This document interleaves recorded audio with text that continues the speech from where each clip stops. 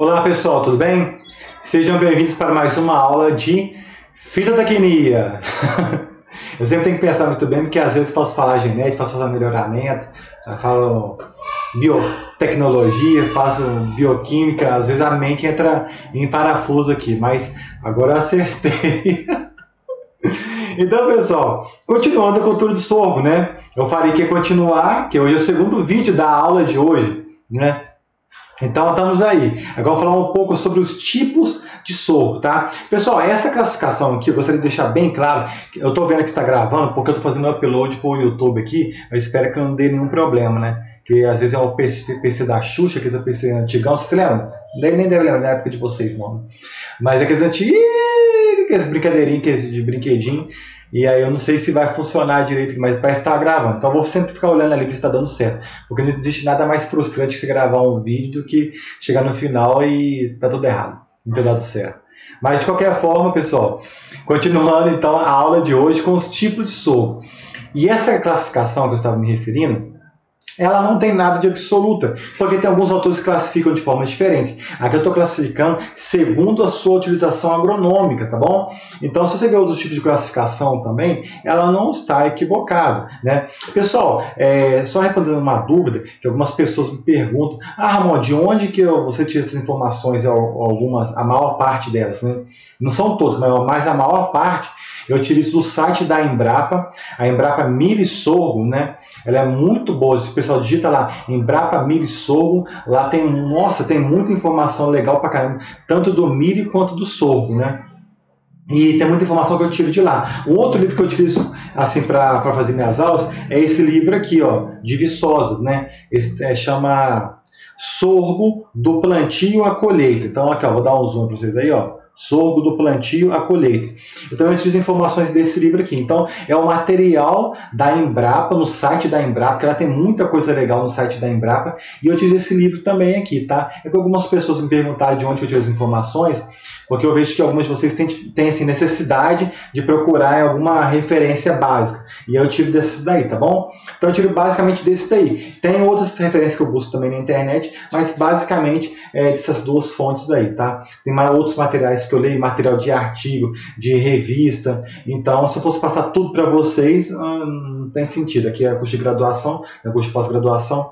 Mas o básico do básico grosso tá aí, tá bom? Então, respondido também essa dúvida que andaram me perguntando de onde eu tirar as informações, deve ser para estudar mais, deve ser, né? Enfim, então vamos para os tipos de sorgo, tá bom? Espera aí, eu cliquei no OBS sem querer, senão para a gravação lá e nem vejo. Agora vamos lá, tipos de sorgo. Então o primeiro tipo que a gente vai ver aí, pessoal, é o sorgo granífero, tá bom? Então o sorgo granífero, obviamente, o objetivo principal dele é a produção de grãos, né? Então, já comentamos as características deles gerais aí, são sorgos menores, né, quando comparados aos outros tipos que a gente vai ver daqui a pouco.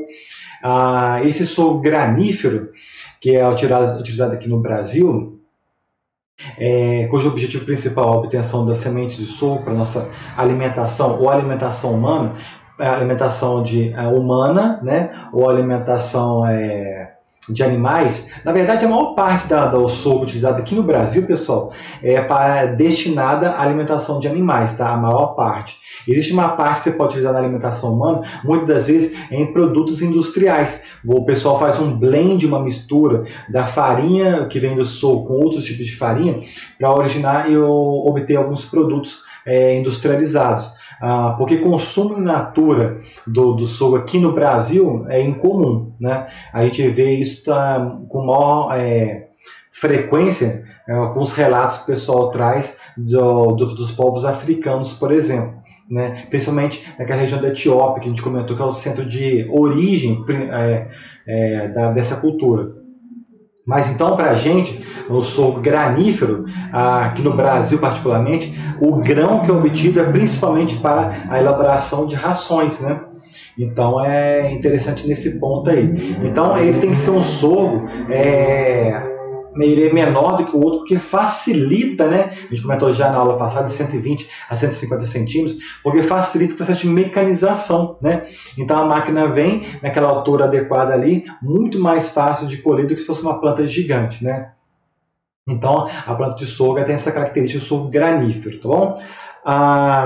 A densidade de plantio ela varia muito, porque depende do tipo de cultivar, né? A produtividade, pessoal, do sorgo granífero, se ele tiver em condições ideais, ele pode produzir, inclusive, mais que o próprio milho, né? Dependendo da situação. É óbvio, se eu pegar assim, condições ideais do sorgo e condições ideais do milho, o milho vai ganhar, é óbvio. Vou fazer essa ressalva antes que venha me ferir. Ah, você falou isso, o que? Você trabalha com milho e tem anos, você está falando isso? Não. Eu não estou puxando o saco do sorgo. Se eu vou puxar saco, eu vou puxar o saco do milho, né? Como se isso fosse algum crédito, se eu fosse ganhar alguma coisa por isso, né? Mas, enfim. Então, quando me referi que pode chegar a uma produção maior do que o milho, vamos imaginar a seguinte situação. Eu coloco o sorgo nas condições, um híbrido de sorgo em condições ideais. Aí ele produz 10 toneladas por hectare.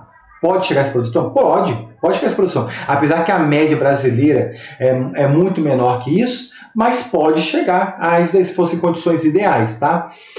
E o milho, se for uma variedade, por exemplo, pode chegar a 3.000 kg por hectare, entendeu? Então é isso que eu quero dizer, né? Em algumas situações, o sorgo granífero pode superar o milho, em algumas situações, tá? Então, foi bem claro aí.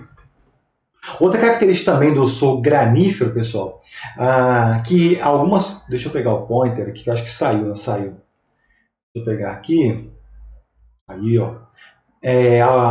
Algumas cultivares, né, de sorgo granífero, elas possuem tanino, né? Então algumas, nossa, mas tanino faz mal, E eu já falei aqui em aulas anteriores, né? Quem olhou, está acompanhando a série aí no canal, está observando. Inclusive, pessoal, peço até desculpa, que eu acabei de, fiz o upload, estou fazendo o upload do vídeo anterior e percebi que eu não criei a playlist de sorgo, tá? Agora eu já atualizei no canal e acabei de criar a playlist da cultura do sorgo, tá bom? Então, desculpa aí essa falha minha. Mas voltando então aí, na hora que vocês encontrarem a playlist de sorgo, vocês vão encontrar um material lá que a gente comentava sobre um pouco do tanino. O tanino, ele nem em si, ele não é tóxico para o animal. Então vamos lá. Qual a finalidade do tanino? O tanino ele é um composto secundário que tem a função de proteger a planta contra ataque de pragas, contra ataque de insetos, contra ataque de pássaros, de aves, né? Então, o tanino é um mecanismo natural de proteção da planta. Então, ele é show de bola. E é muito bom que ela tenha, para ela. Agora, quando os animais se alimentam desse sorgo que possui tanino, tem um pequeno inconveniente. Porque o tanino, a primeira coisa que a gente falou, ele é astringente, o sabor dele não é uma coisa gostosa, né? Pega uma fruta verde, se for comer uma fruta verde, sua boca murcha, né? Então você dá aquele aperto na boca. Muitas vezes aquela sensação desagradável é por causa do tanino que está em grande quantidade, porque a fruta ela está inadequada para o consumo, devido à grande quantidade de tanino. E aí, o que acontece, então? Quando os animais se alimentam desse tipo de sorgo, que tem grande quantidade de tanino, né? O tanino, ele se complexa com enzimas digestivas e isso dificulta a absorção dos nutrientes que estão presentes na semente, no grão. Né? Então, se você tem um tanino que está se complexando com as enzimas digestivas, interagindo com as enzimas digestivas, a absorção de proteínas, de grãos que estarão presentes ali na ração ou no próprio grão, né, ela será inadequada, não será uma forma plena, completa. Né? Então, portanto, sempre que possível, os agricultores optam por utilizar esse tipo de sorgo que é inexistente ao tanino. O homem, né, existe a seleção natural, o melhoramento no genético, ele já foi capaz de muitas cultivares no mercado estarem presentes sem o tanino, sem a produção do tanino, né? E isso é muito bom. Mas, por outro lado, no Rio Grande do Sul, existem muitos agricultores que optam por utilizar cultivares que têm tanino na sua composição no grão, né? Por quê? Porque, como eu sempre comentei com vocês, que o tanino ele também serve para espantar o pássaro, espantar assim, o pássaro vai vir e vai ser voando. Não, o pássaro vai ver e vai comer. No que ele comer e viu que um tá ruim, ele não vai comer mais, né? É igual você vai comer, nunca come, você tá morrendo de fome, mas se você esteja com fome lá, você come uma coisa que o negócio te fez mal, você vai procurar outra comida, né? É assim os pássaros. Então na região do Rio Grande do Sul tem muito problema de pássaros que atacam as lavouras. Então esse sorgo, que ele tem grande quantidade de tanino na sua composição, no grão, né, ele é chamado de sorgo antipássaro, para que o pássaro, ao se alimentar daquilo ali, ele não se sinta bem e vai procurar alimento no outro lugar, né? Então existe a possibilidade também no Rio Grande do Sul, né? Mas na maior parte do país, o sorgo granífero que é utilizado é um sorgo que não tem tanino no grão, ok, pessoal? Então isso é com relação ao sorgo granífero. Vamos para o próximo. Sorgo forrageiro. O sorgo forrageiro, pessoal, a forragem, né, do sorgo, ela pode ser utilizada de várias formas. Você pode fazer forragem através de silagem, você pode fazer através de feno, você pode fazer também o pastejo direto, né? Então, são opções que você pode fazer da partir do sorgo, né? Forragem a partir do sorgo, que seria o sorgo forrageiro. Só que vamos lá, então. Alguns detalhes aí. O sorgo forrageiro, né? Quando ele é utilizado no pastejo direto, né? O que é o pastejo direto? A planta está lá, o animal vai lá no campo, vai lá e come aquela planta lá, tá bom? Isso é direto, então a planta tá verdinha, né? Aí, rapaz, o que vai acontecer? Vai lá, vai comer, beleza. E o sorgo, ele tem em sua constituição algumas substâncias químicas que podem fazer mal para o gado, né? Então, por exemplo, eles têm em sua constituição durrina e emulsina. Qual que é o problema aqui? É justamente a durrina. Porque a durrina é um glucosídeo, um glicídio, né? Cianogênico. O que é um glucosídeo cianogênico?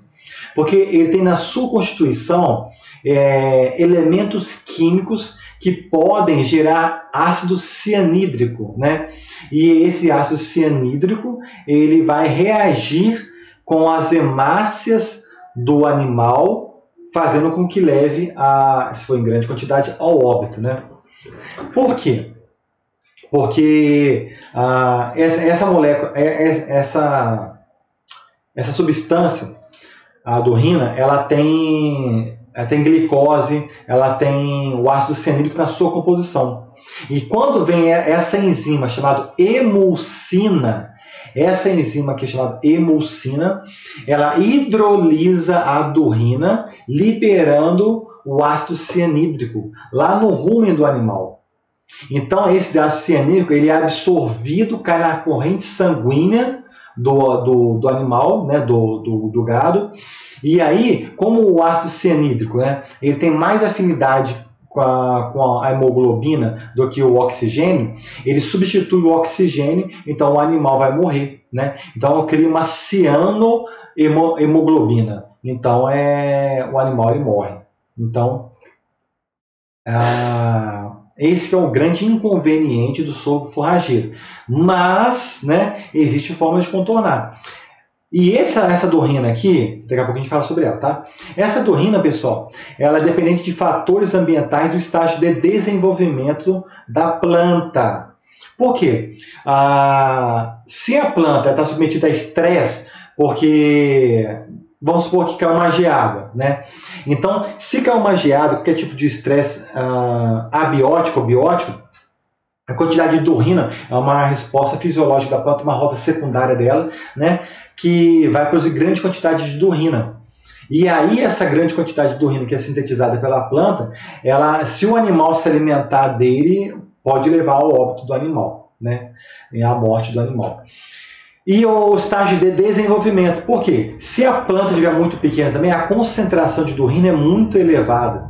Então, o recomendado é que, se for levar para o pastejo direto, plantas de sorgo com mais de 1 metro, né, de altura seria o mais recomendado, né, para que o animal fizesse esse tipo de alimentação. Ficou claro então, pessoal, isso daí? A questão da durrina? Né, porque, se não me engano, acho que foi a Milena que perguntou como é que era esse negócio da durrina aí. Eu espero que tenha sido respondido a sua dúvida aqui nesse tipo de soco forrageiro aqui. Se não foi, você pode mandar de novo lá no WhatsApp lá, beleza? E aí, como que é uma recomendação, né, que estava no site da Embrapa, que eu achei interessante, eu estou trazendo aqui para vocês aqui, ó.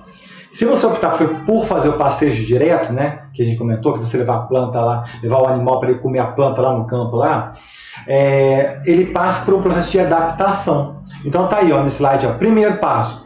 Esses passos, pessoal, recomendados que façam um intervalo de uma semana, ou seja, 7 dias, tá? Então, primeiro passo, pastejar no máximo 3 horas por dia.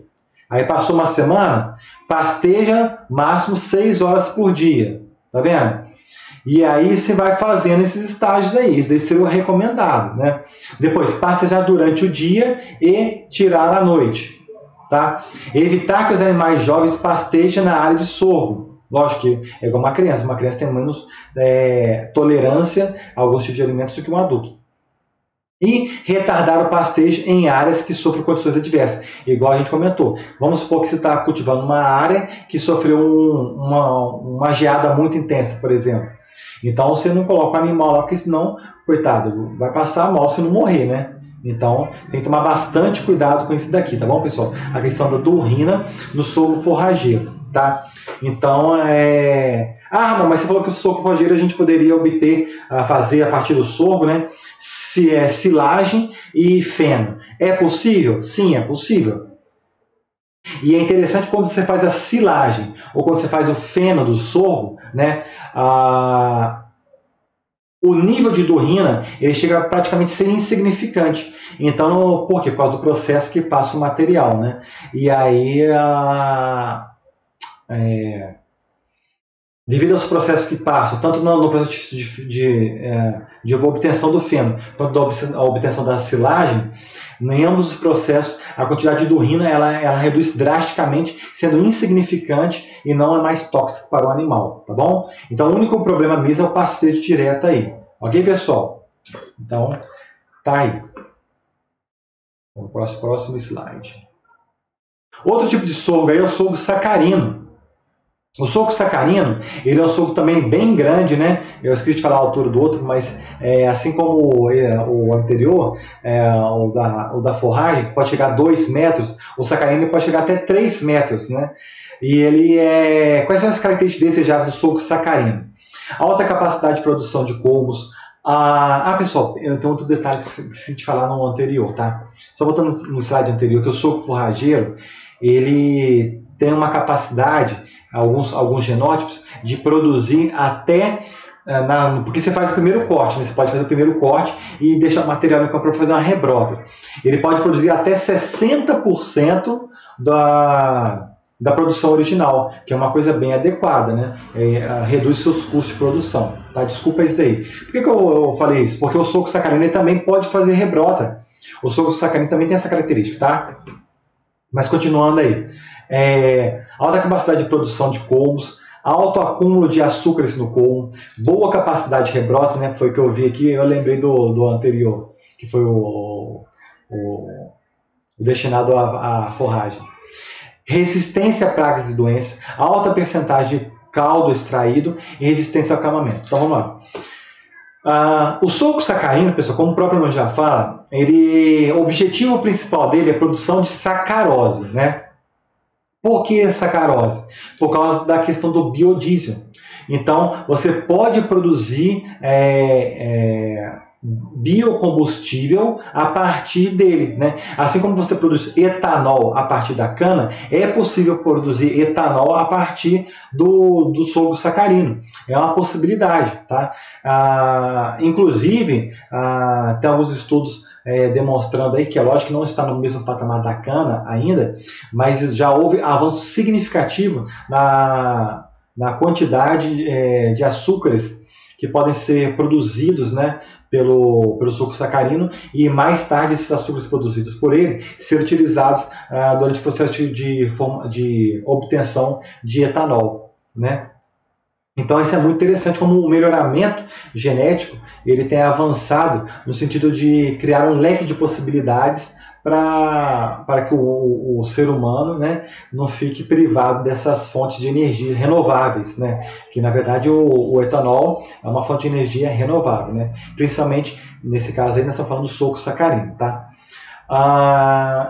E aí, ele também tem uma boa capacidade de rebrota, né? Então você vai lá, você faz o corte e é possível você obter ainda mais produção no próximo ciclo. Ele tem a vantagem de ter um ciclo menor quando comparado à cana, né? Porque aqui o ciclo é mais ou menos então de 100, 130 dias. Então a gente vê que o ciclo é bem menor quando comparado ao da cana, né? Então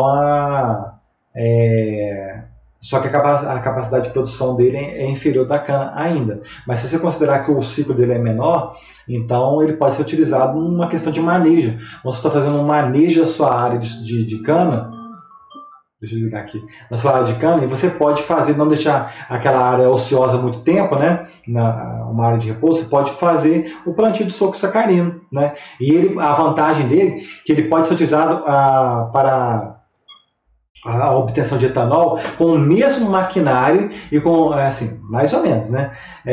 No maquinário que eu digo assim, na indústria, tá? Para que você utilize na cana, você pode utilizar para a obtenção de etanol a partir do suco sacarino. Então é bem interessante, é uma possibilidade aí, né? É uma alternativa para a obtenção de etanol. Tá bom, pessoal?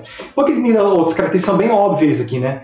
Alto percentual de caldo extraído, porque quanto mais caldo, maior produção de açúcares, né? Maior quantidade de açúcares em volume, né? É óbvio que o acúmulo de açúcares no corpo muitas vezes está relacionado com o Brix, né? Então você mensura o Brix lá. Se ele tiver acima de 12 graus, o grau Brix, né?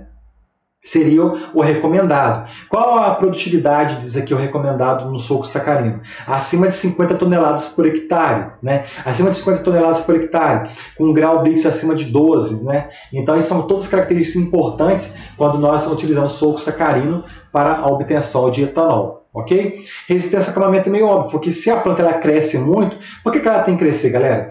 Porque o fotoassimilado, que é a sacarose, né, a glicose depois se une, né, a glicose junto com a frutose para formar a sacarose, e aí dessa forma tem os fotoassimilados foram armazenados no colmo, porque se você tem um colmo maior, obviamente você tem uma produtividade maior, são características diretamente correlacionadas. Então, se você tem uma resistência a acamamento boa, quer dizer que você não vai perder aquela planta, né, durante um vento muito intenso, por exemplo. Então, tudo isso aqui está bem óbvio aqui de se explicar, ok? Então vamos para o próximo aí. Então, para vocês terem uma ideia da altura de um suco sacarino, né? Ele é bem alto mesmo. Um outro tipo de suco que a gente pode considerar aí, pessoal, é um suco vassoura. Então, esse suco vassoura aqui, a gente tem um porte alto, colmos finos, panículos resistentes e poucos grãos. Como o próprio nome já sugere, é um sorgo que você pode obter, construir vassouras a partir dele, né? Então isso é muito legal no artesanato, ou no Nordeste o pessoal usa isso, na África também já vi relatos disso, né? Outras regiões do Brasil também usam com artesanato. Então é bem interessante essa alternativa desse tipo de sorgo, né? Que é o sorgo considerado como sorgo vassoura, né? Tem um último slide que eu estou lembrando aqui, que eu não coloquei, pessoal, que é um sorgo que também é uma alternativa para você aumentar o leque de possibilidades na questão da energia, da produção de energia no Brasil. Seria um sorgo denominado sorgo biomassa, tá? Eu não coloquei no slide aqui para lembrar que agora, porque eu coloquei só esse sorgo vassoura, é o último, tá? Vocês me desculpem a falha aí. Então anota aí, ó, anota aí. Eu vou até olhar nos resumos de vocês, hein? Sorgo biomassa, tá? O que é o sorgo biomassa? O sorgo biomassa é um sorgo que ele se assemelha muito ao sorgo de silagem, tá? Por que ele assemelha muito ao sorgo de silagem que eu estou falando? Porque é um sorgo também muito alto, então, assim como o sorgo de sacarina, né? São um sorgo muito alto, cujo objetivo principal é a produção de matéria seca nele. Por que matéria seca? Porque a gente falou da produção de biocombustível, do etanol, a partir do sorgo sacarino, não foi? Então a grande quantidade de sacarose que vai ser extraída do seu pomo e essa vai ser utilizada aos processos de fermentação, assim como acontece na cana. Só que existe uma segunda geração de obtenção de energia, se posso dizer dessa forma, a partir dos vegetais, né, que seria você degradar as moléculas de celulose, né, das plantas para que obtenha glicose e essa glicose seja utilizada no processo fermentativo das bactérias para a produção de energia, por exemplo, etanol. Então seria um processo de segunda geração de produção de bioetanol. Só que ele ainda está muito no início, né? Então, qual que é o problema disso? Se a planta tiver muito lignina, isso dificulta o processo, né? O ideal é que ela tivesse menor quantidade de lignina e maior quantidade de celulose, porque o sorgo até tem uma quantidade razoável de celulose. Inclusive a celulose, eu falei isso inclusive na minha aula de bioquímica, carboidratos, a celulose é o carboidrato mais abundante na natureza. Se você for olhar ali, se não fosse a celulose, não teria como ter as plantas, né? Porque as paredes celulares estão impregnadas de celulose. Então imagina o potencial de você poder extrair a celulose, extrair a glicose daquelas macromoléculas de celulose, né? E é justamente isso que está sendo feito agora nessa segunda geração de obtenção de energia renovável, tá? Então seria a partir da celulose. Então o sorgo biomassa seria uma alternativa interessante. E além dessa oportunidade, dessa possibilidade, nós teríamos também, devido à grande quantidade de matéria seca que é obtida no sorgo biomassa, esse sorgo ele pode ser utilizado como na energia térmica, né? Então você lembra nas caldeiras das usinas de cana, por exemplo? As usinas de cana, né, muitas delas, elas geram energia com a queima do bagaço da cana, e aquela energia excedente ela vende no caso aqui, falando de Uberaba, né, aqui de Minas Gerais, para a CEMIG, para redistribuir, né? Então, segundo alguns estudos relatam, de se somar todas essa alternativa de queima e da cana, né, chega a 5% da energia que é utilizada. Então é uma coisa muito significativa. Aí você pega da cana e imagina essa outra possibilidade de sorgo biomassa, você aumenta ainda o leque de possibilidades, né, para a produção de energia térmica, né, porque você queima aquele material e gera energia térmica que aí vai ser distribuída, né, comercializada, obviamente, né, para as demais pessoas. Então também teria esse último sorgo que eu não coloquei, vocês me desculpem, que seria o sorgo biomassa, tá bom, pessoal? Então é isso aí, pessoal. Eu acho que consegui atingir o objetivo. Menos de meia hora também. Olha, joinha. Menos de meia hora. Tá vendo que eu tô tentando ser mais rápido nas aulas, né?